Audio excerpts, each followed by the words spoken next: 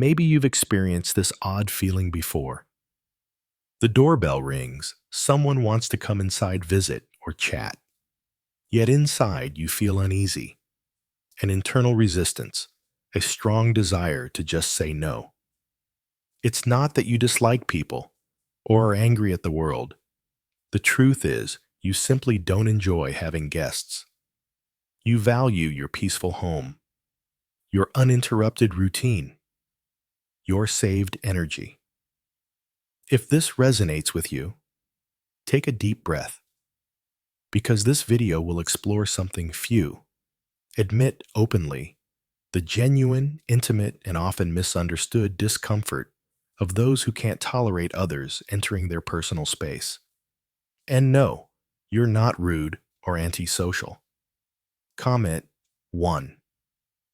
If you've ever felt uncomfortable or drained when someone unexpectedly shows up at your door. Comment 2. If you value your quiet space and see keeping distance from guests as a way to protect your energy. I'd love to hear your story. Please share it below. According to Carl Jung, the founder of analytical psychology, this behavior may reveal something far deeper about your nature. Today I'll share 6 Jungian insights explaining why some people dislike visitors and why this isn't just natural, but might actually signal an important inner psychological process. So, stay tuned until the end. Because if you've ever felt guilty about wanting solitude, you might discover today that it relates more to your psychological growth than to a character flaw. Before we begin with Jung's insights, please like the video, subscribe, and comment. Do you also feel uneasy when someone unexpectedly arrives at your door? I'd love to hear if you recognize yourself in this. Have you ever questioned why some individuals flourish in social events, parties, and home visits while you feel completely drained just by the thought of guests arriving? Perhaps you enjoy conversation and maintain good relationships, but when someone tries to come into your home, a part of you pulls back. It's as though the simple presence of another person saps your energy. There is a reason behind this. Carl Jung, a leading psychologist of the 20th century, was the first to introduce the now widely recognized terms introvert and extrovert. But don't confuse this with mere shyness or friendliness. Jung's focus was not on social behavior, but on the flow of psychic energy. Extroverts channel their energy outward. They gain strength from interaction and external stimuli. The world outside energizes them. Introverts conversely operate almost in the opposite manner. They replenish their energy internally. Their source is silent self-reflection and solitude. When they are subjected to too much external input, lengthy talks, unexpected visitors, noise, or disruptions, their mind begins to retreat, not out of pride, but due to a psychological need. This is crucial.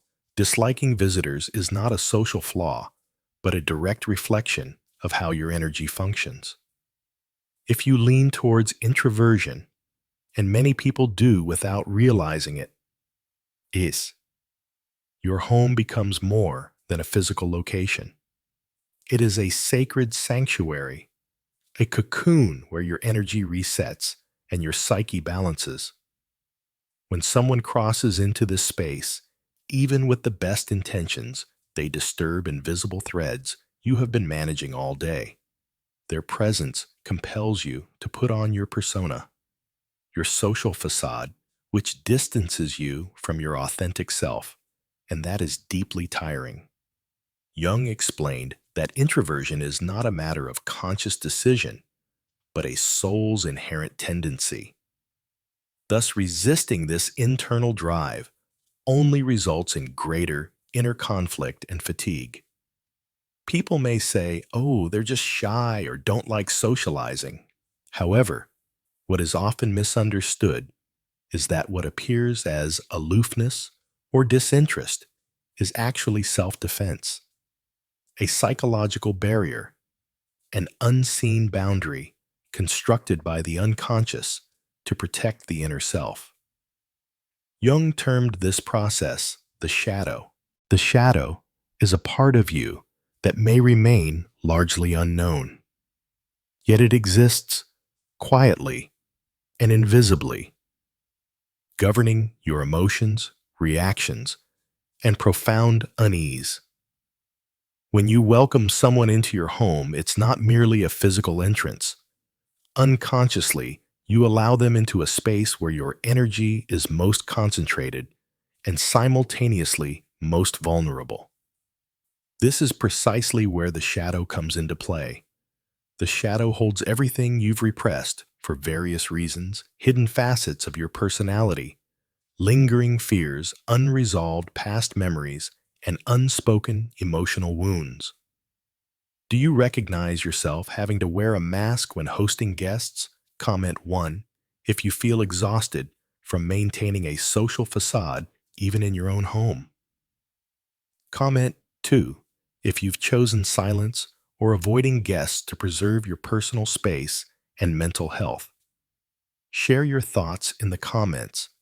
I'm curious about your experience. Picture this scenario. Someone rings your doorbell.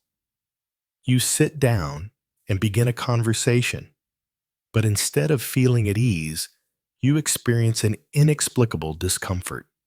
A peculiar unease arises often, without any clear reason. The reality is that the person's presence, their voice mannerisms may unknowingly touch a blind spot within your psyche, something you have not yet confronted residing in your shadow. This is why Jung said, what you do not bring into consciousness will appear in your life as fate. Sometimes this fate appears as social unease, a seemingly innocent visit triggering irritation, a feeling of intrusion, or even a strong, almost physical urge to ask the visitor to leave. This reaction is not about arrogance. It's your unconscious mind striving to safeguard your inner wholeness. But there is more to it. The shadow is not merely a repository of darkness. It also harbors latent potential talents, by capabilities and truths that you have yet to accept. The more you remain superficial, conform, maintain politeness, and force social exchanges, the less room there is for your soul to breathe. Therefore, if you feel an urge to be alone, or if the idea of visitors overwhelms you, your shadow may be signaling, hey, listen, you need silent space and time for yourself. Responding to this call is an act of bravery. You know that sense of relief when you finally arrive home after a long day, close the door behind you, slip off your shoes, take a deep breath, and simply exist. In Jungian psychology, a home is far more than a mere physical structure. It is a symbol of the soul itself. It mirrors your inner condition. When someone steps into this space, they do not simply enter your living room. They cross into sacred ground. Jung held that symbols reveal more about us than words ever could, and the house stands as one of the psyche's most potent symbols. It represents the self, the core of our being, where harmony is found and healing takes place. Every room corresponds to a part of your personality. The bedroom symbolizes intimacy, the living room, your social facade, the kitchen, emotional nourishment, the basement, the unconscious, and the attic higher thoughts. The front door acts as the boundary between you and others. When someone crosses that threshold, your unconscious perceives that something external is entering. It is not merely a physical presence, but a foreign energy charged with thoughts, stories, and tensions. For sensitive introverts, or those on the journey of individuation, the path to becoming one's authentic self, this can be profoundly draining. According to Jung, the house is not merely a barrier shielding you from the world, but rather a reflection of your inner self. If you feel calm and at ease at home, it indicates that something within you is balanced. Conversely, if visits disrupt your peace, alter the atmosphere, or break your silence, it might be your unconscious mind gently telling you, this soul is still developing. I'm not ready to open every door, and that's completely okay. Protecting your home equates to safeguarding yourself. In the realm of depth, psychology, honoring your personal boundaries, is a vital part of healing and integration. Therefore, if you have ever felt guilty for avoiding guests or preferring solitude, understand that you are not isolating yourself. Rather, you are respecting the sanctuary where your soul dwells.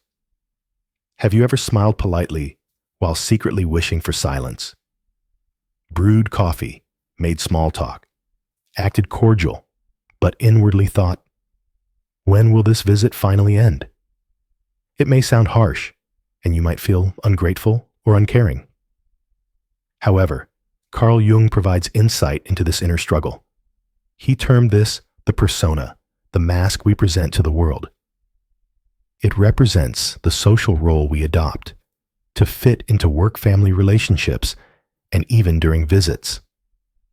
The persona is not false, but inherently limited. It reflects only a fragment of the soul, usually the most socially acceptable part. Trouble arises when this mask must be worn within your own home, where you should be free to be yourself.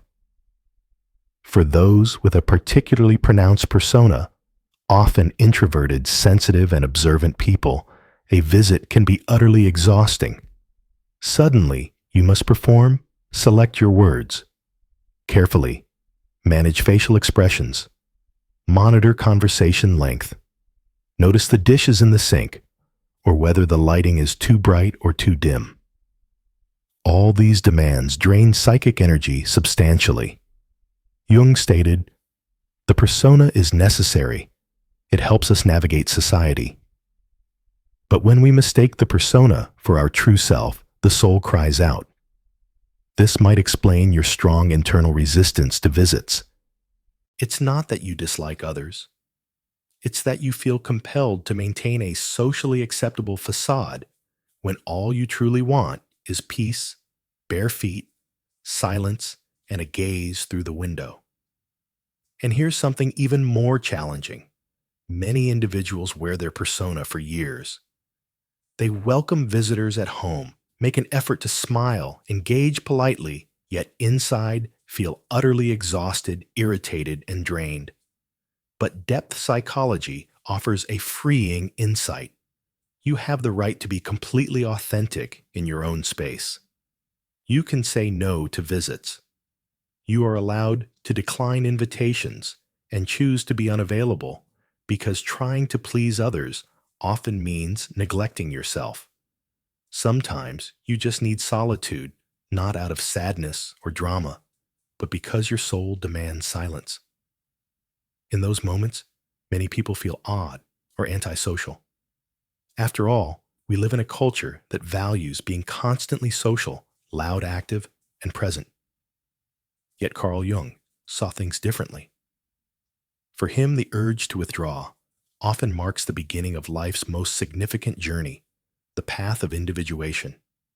Individuation is about becoming who you were truly meant to be, not conforming to societal expectations, not fulfilling parental projections, not clinging to an adopted persona, but embracing your real self with all its light and shadow, conscious and unconscious essence and truth. This transformation doesn't happen amidst noise, but in silence, retreat, and pauses. That's why feeling uncomfortable with visitors is not mere laziness or emotional instability. It's your soul's way of protecting you, shielding you from distractions, so you can hear the quiet whispers within. Something inside you longs to emerge, and for that, you need alone time.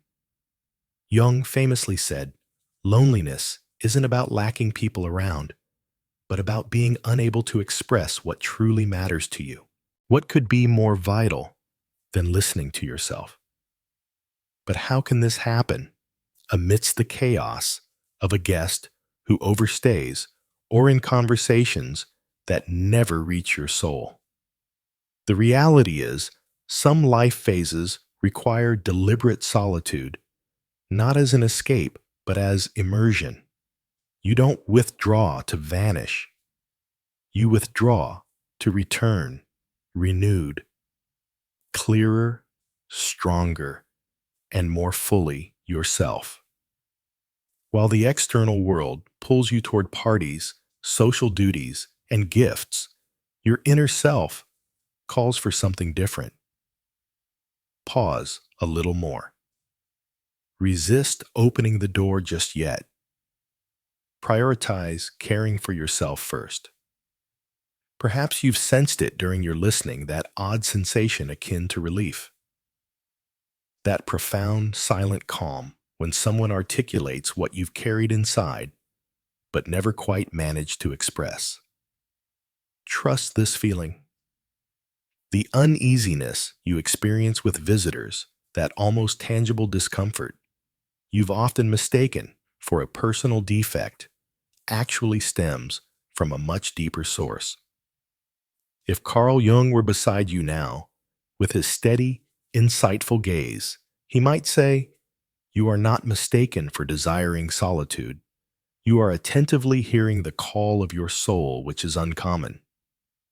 Now, allow me to share 6 profound truths from Jungian psychology about those who favor solitude, especially within the sanctuary of their own home. Firstly, you are likely more attuned to the energies of your environment than you might suspect. Jung explained, "The unconscious detects what the conscious mind overlooks."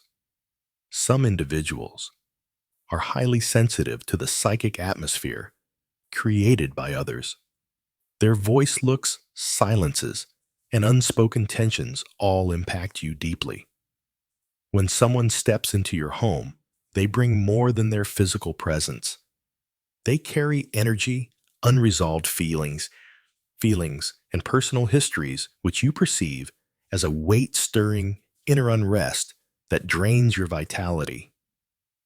Secondly, your mind requires room to breathe. Jung viewed introversion as a vital need for restoring harmony within the soul. Solitary moments of silence allow your psyche to recalibrate. Yet even one visit can disturb this delicate equilibrium. What outsiders might label as laziness is actually your system's desperate need for space to recover. Thirdly, ongoing social engagement can estrange you from your authentic self. Jung asserted that the genuine self reveals itself only through inner quietude. Polite talk, continual company, and constant sociability all create a barrier between you and your deepest core. It's not a matter of disliking others. Rather, being around people often requires suppressing parts of yourself. Fourthly, simply having another person nearby can stir your shadow, the Jungian concept representing all that we have repressed, including memories, traumas, and unwanted traits. Sometimes, a single offhand comment from a guest can provoke restlessness or irritation. This reaction is not necessarily about the visitor themselves, but rather what they awaken within you, a part of your psyche still unacknowledged and unresolved. Fifthly, the retreat you occasionally experience might mark the start of something sacred, your individuation process. Jung described individuation as the journey toward your true self. This journey begins once you cease trying to satisfy external expectations and start heeding your own inner voice. You come to understand that you require time, silence, and space not to avoid life, but to engage with it more profoundly and sincerely. Finally, the sixth truth: you are beginning to truly listen to yourself. You learn to say no without remorse, to shut the door without guilt, and to honor your limits without feeling impolite.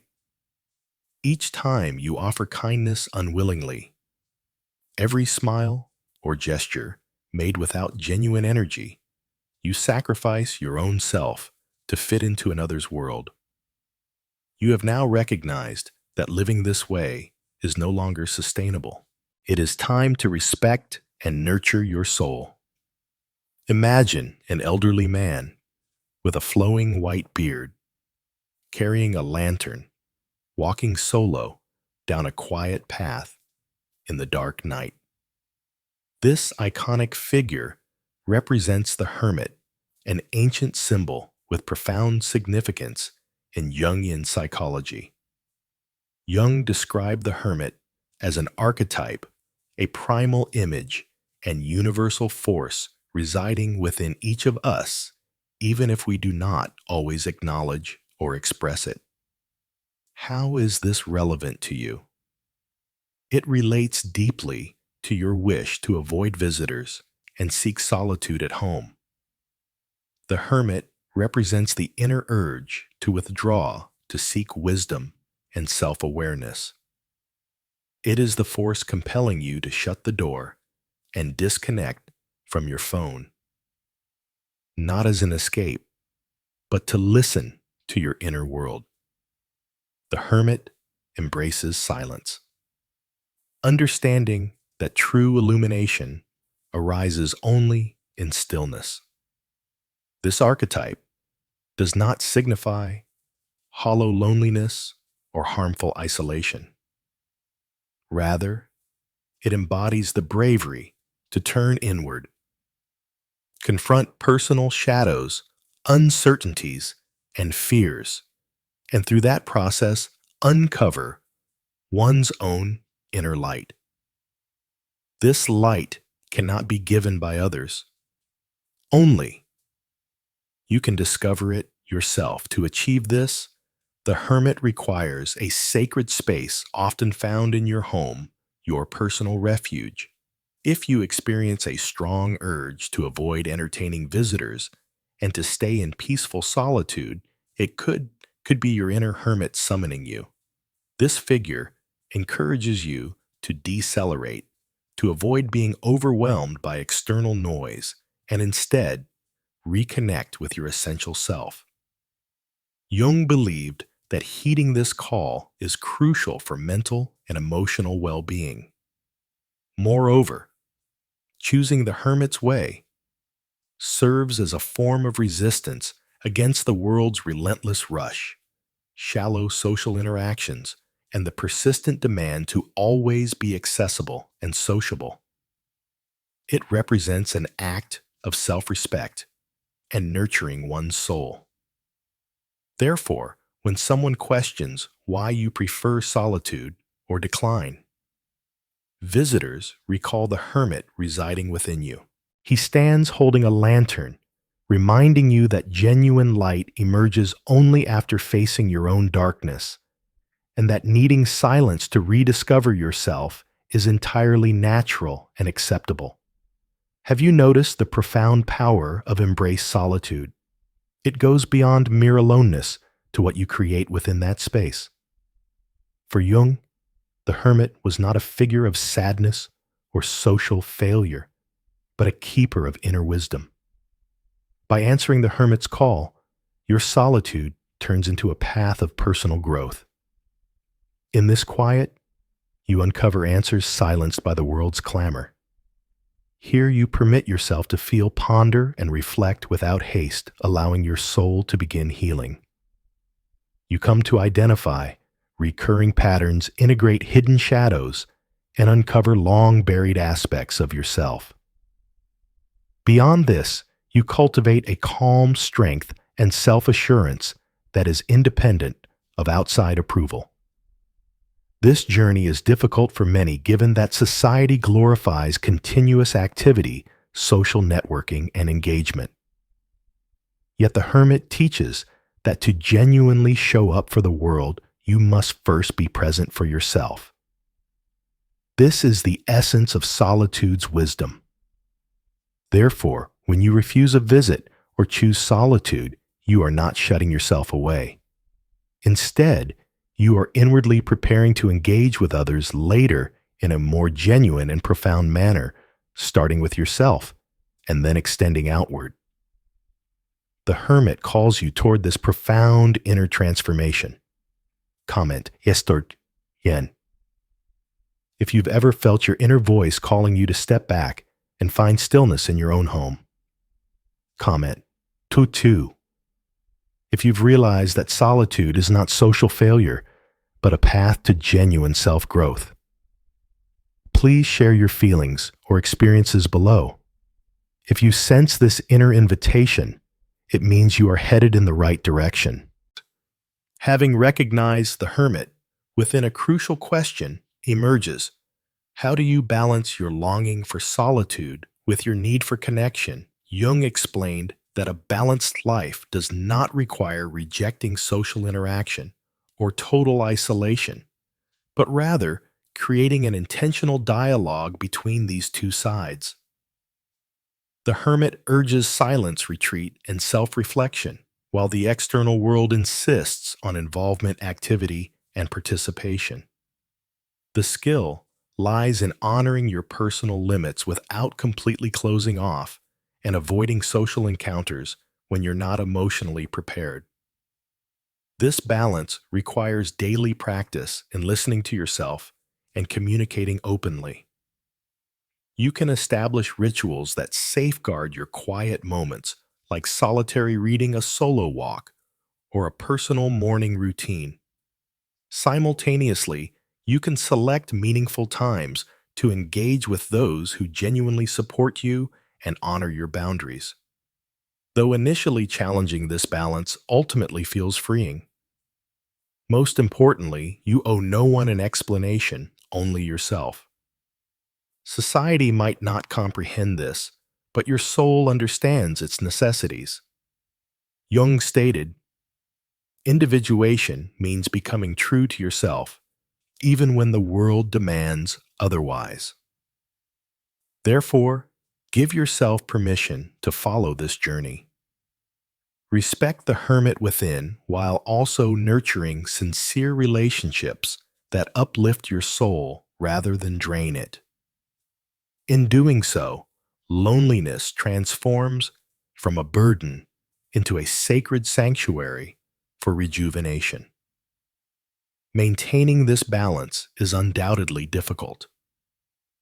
The world is noisy and full of demands, and your inner voice may sometimes criticize your wish for solitude.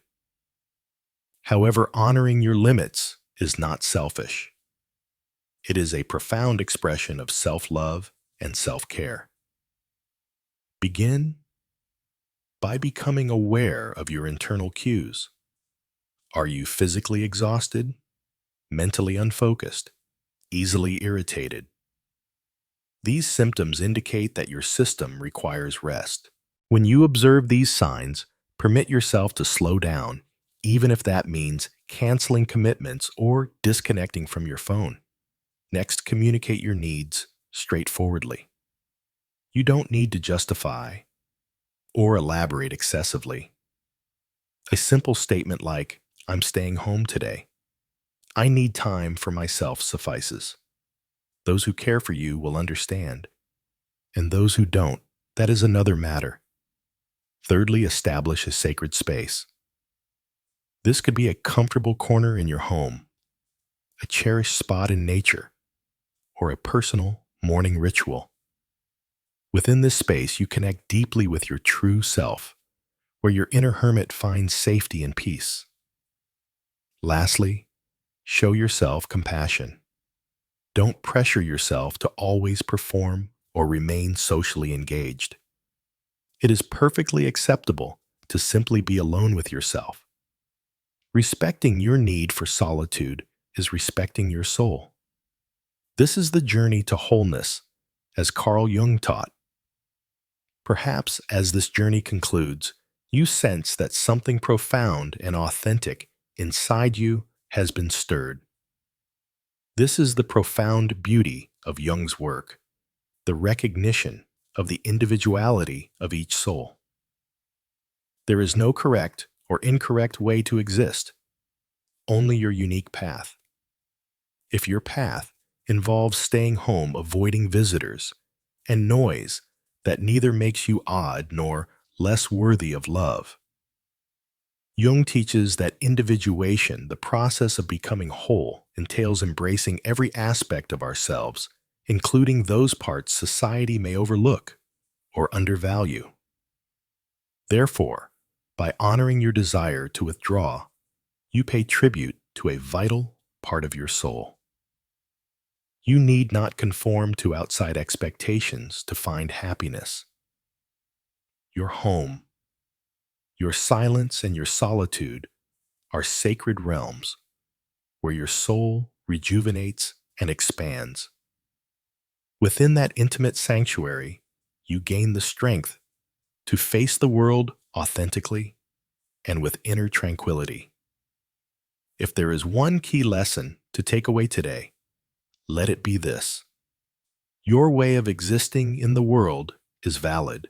Your affinity for silence is a genuine reflection of your soul and deserves respect, most importantly, from yourself.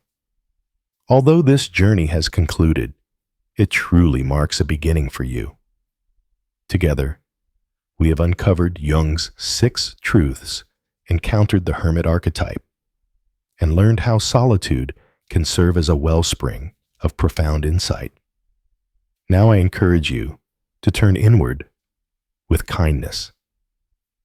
Understand that your wish for solitude is not a sign of weakness, but a manifestation of a deep internal bond. Your boundaries are not barriers of selfishness, but demonstrations of genuine self-care. And within the quiet of your personal space lies the potential to blossom daily, growing closer to your authentic self. If you agree that protecting your personal space and spending time alone are signs of maturity and self-love, comment 1. If you are learning to say no to social engagements that don't serve you and want to share your journey, comment 2. Thanks for joining me on this deep exploration.